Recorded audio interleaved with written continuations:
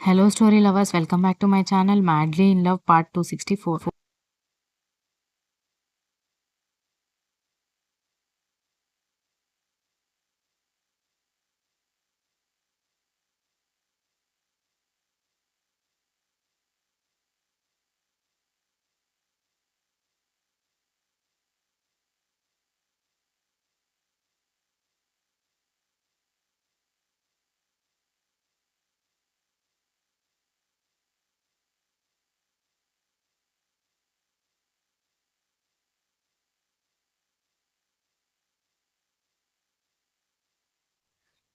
కర్ణ వెంటనే దక్ష నడుము చుట్టూ చేయివేసి దగ్గరికి లాక్కుని నీకిదే లాస్ట్ అండ్ ఫైనల్ ఛాన్స్ అని చుట్టూ చూస్తూ ఉంటే దేనికి అని ఆమె అయోమయంగా అడుగుతుంటే రాత్రి కరెక్ట్గా 12 o'clock టెర్రస్ మీద నీకోసం వెయిట్ చేస్తూ ఉంటాను.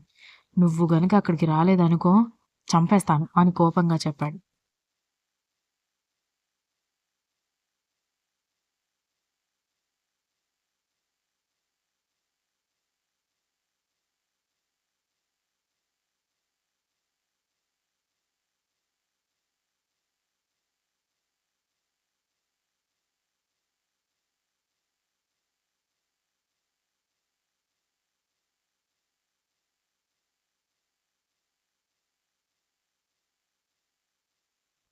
కుదరదు.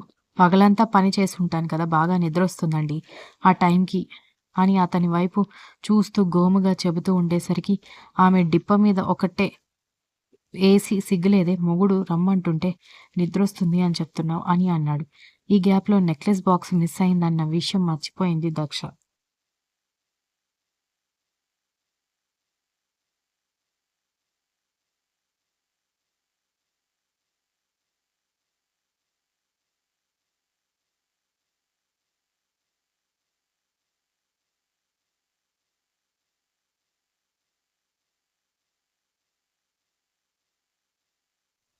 అదేదో ఇప్పుడే చెప్పొచ్చు కదా అండి అనగానే, అది ఇప్పుడు చెప్పేది కాదులే. మూసుకొని చెప్పిన టైంకి టెర్రస్ మీదకి రా అని చెప్పడంతో, రాకపోతే ఏం చేస్తారు అని అడిగింది.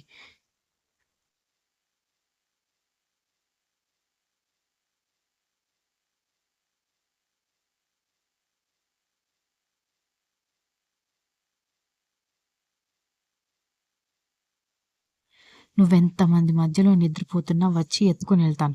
వాళ్ళందరూ మెలకువొచ్చి ఏం చేస్తున్నావని అడిగితే జరిగిందంతా చెప్తాను. ఆ తర్వాత నీ ఇష్టం అనగానే, మహానుభావ అంత పని మాత్రం చేయకండి.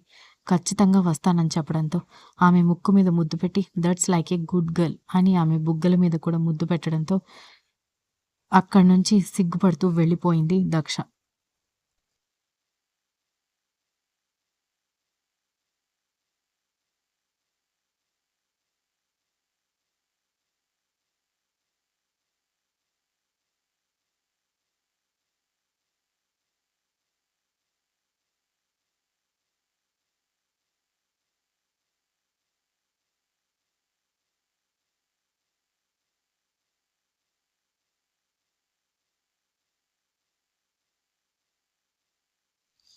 అతను నవ్వుతూ వెనక్కి తిరిగి మంచం మీద పడిపోయి, అక్కడే ఉన్న దక్ష ఫోటోని కౌగిలించుకున్నాడు.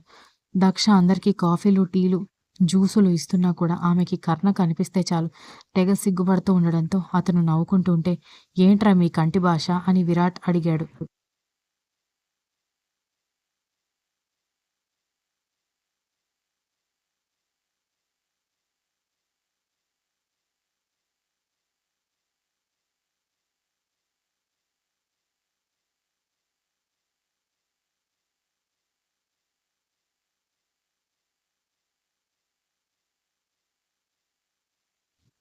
కొత్తగా పెళ్ళైన వాడి తిప్పలు నీకు తెలీదా ఏంటి అనగానే, నాకెప్పుడు ఇలా దొంగచాటుగా నా పెళ్ళానికి సైట్ కొట్టే ఛాన్స్ రాలేదులే. ఇలా అందరి మధ్యలో నా పెళ్లి జరగలేదు కదా! అందుకే తనెప్పుడు నా పక్కనే ఉండేది. తనని ఎప్పుడు చూడాలనిపించినా, దగ్గరికి తీసుకోవాలనిపించినా వెంటనే తన ముందు ప్రత్యక్షమయ్యేవాడిని అన్నాడు విరాట్.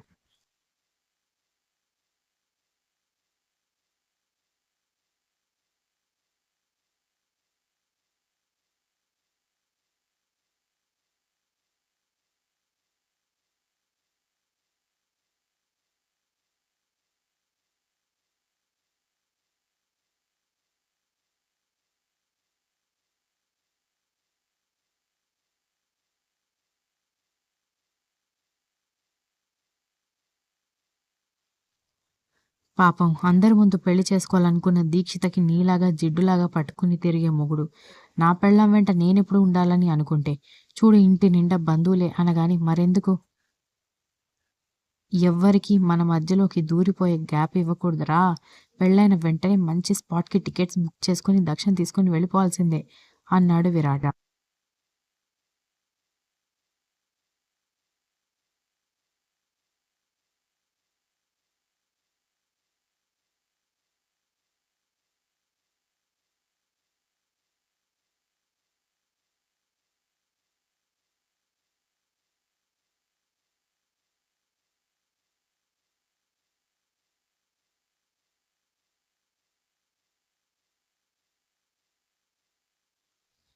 కర్ణగారు బాగా ఇంటెలిజెంట్‌గా అనిపిస్తారు కానీ, మీకున్నన్ని చావు తెలివితేటలు కర్ణగారికి లేవులే అని విరాజ్ అనగానే, విరాజ్ వైపు ఒక లుక్ ఇచ్చి, నువ్వేంట్రా వాడికి సపోర్ట్ చేస్తూ నాకు సెటైర్‌లేస్తున్నావు?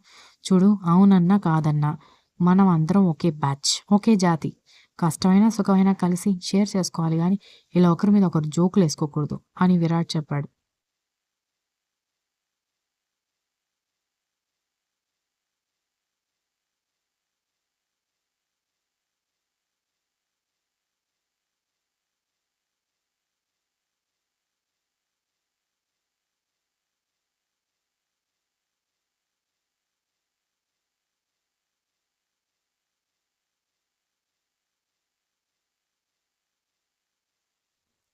ఆ మాట నువ్వే చెప్పాలి అని కర్ణ, విరాజ్ ఇద్దరు వెటకారంగా చెప్పెళ్ళిపోవడంతో వాళ్ళిద్దరిని కోపంగా చూస్తూ అలాగే ఉంటది మరి అనుకుంటూ వెళ్ళిపోయాడు.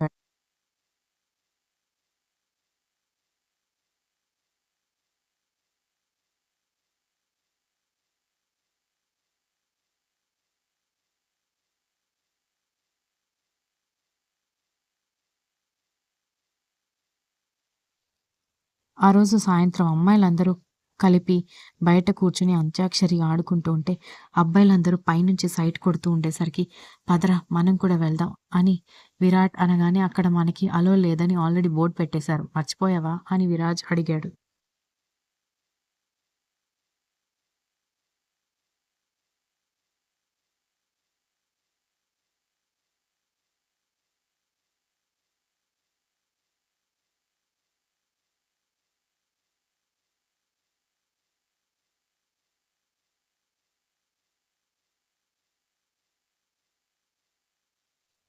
వాళ్ళలాగే అంటారు. మనకి నచ్చింది మనం చేయాలి పదండి వెళ్దాం అనగానే, "నీకొక దండంరా బాబు! దీక్షిత మంచిదేమో కానీ, వీక్ష ఉంది గదా! చెప్పిన మాట వినకపోతే నా జుట్టు పీకేస్తుంది" అన్నాడు విరాజ్.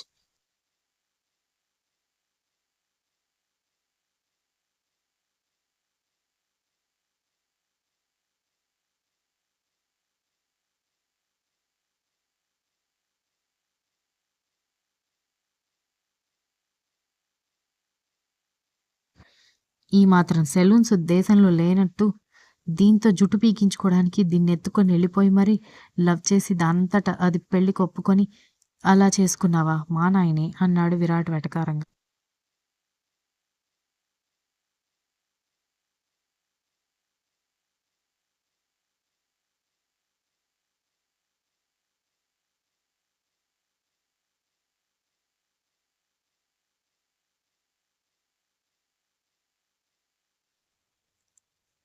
దిగిన తర్వాతే కదా లోతు తెలిసేది అని విరాజ్ జాలిగా చెప్పేసరికి, "ఈ మాట గనుక వీక్ష విన్నదనుకో, నీకు నెక్స్ట్ డే కోర్ట్ నోటీసులొచ్చేస్తాయి" అన్నాడు కర్ణ.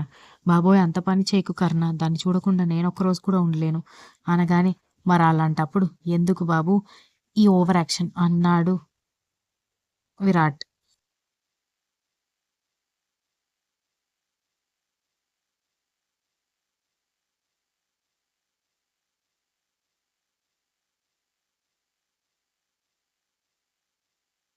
Continues. If you like this story, please like, share, comment, and don't forget to subscribe.